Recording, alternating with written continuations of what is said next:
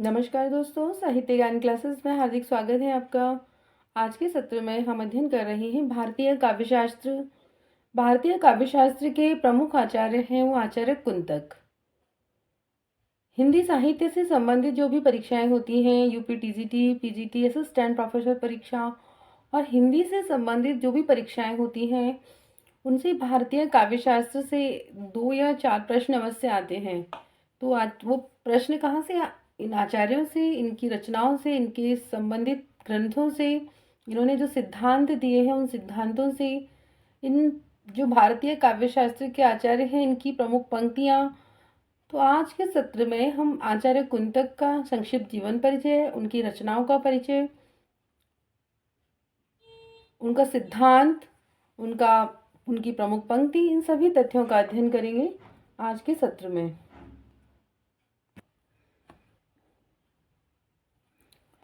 आचार्य कुंतक का संक्षिप्त जीवन परिचय, ग्रंथ परिचय, महत्वपूर्ण काव्य पंक्तियां और प्रमुख सिद्धांत।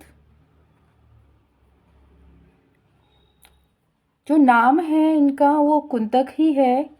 समय है 11वीं शताब्दी का उत्तरार्ध। जन्म स्थान कश्मीर। ग्रंथ है इनका वक्रोक्ति जीवितम। जन्म स्थान कश्मीर और समय 11वीं शताब्दी का उत्तरार्ध, ये महत्वपूर्ण है।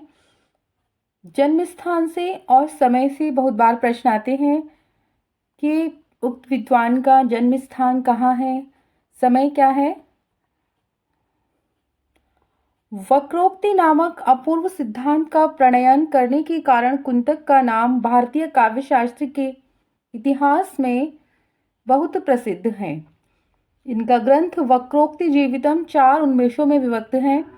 इस ग्रंथ में कुंतक ने वक्रोक्ति को काव्य की आत्मा के रूप में प्रतिष्ठित किया है। कुंतक ने क्या किया है कि वक्रोक्ति को काव्य की आत्मा के रूप में उन्होंने प्रतिष्ठित किया है। यद्यपि कुंतक के वक्रोक्ति सिद्धांत को अधिक समर्थन प्राप्त नहीं हुआ, तथापि इनकी अभूतपूर्व मौलिक विवेचना ने इनको साहित्य जगत में बहुत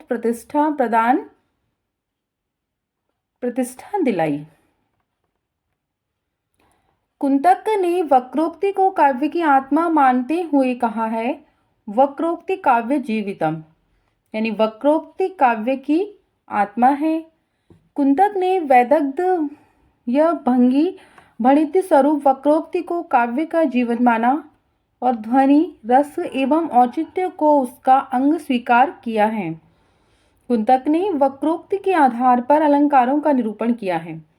आचार्य कुंतक ने वक्रोक्ति जो है उनका सिद्धांत, उस सिद्धांत के आधार पर अलंकारों का निरूपण किया है। इन्होंने समस्त अलंकारों का अंतर्भाव वाक्य वक्रता में किया है। इन्होंने यानी कुंतक ने आनंदवर्धन की ध्वनि या व्यंग की मान्यता का विरोध कर वक्रोक्ति में ही उसका समावेश किया है। उपचार वक्रता दिभि समस्तो ध्वनि प्रपंच स्वीकृति। कुंतक ध्वनि विरोधी आचार्य हैं। इन्होंने वक्रोक्ति जीवितम की रचना ध्वनि सिद्धांत के प्रत्युत्तर में की है।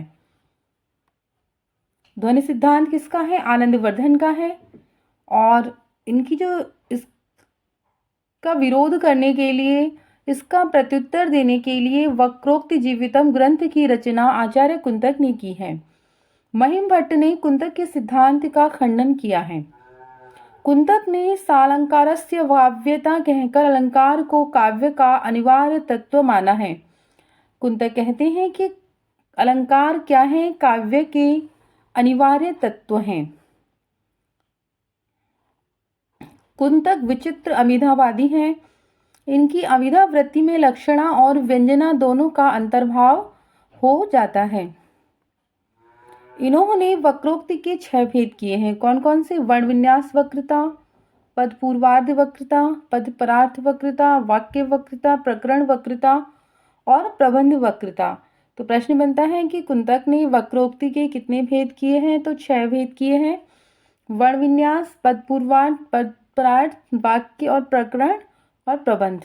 कुंतक ने रीति को कवि प्रस्थान हेतु कवि कर्म की विधि कहा है। कुंतक ने कवि कर्म को वक्र कहा है।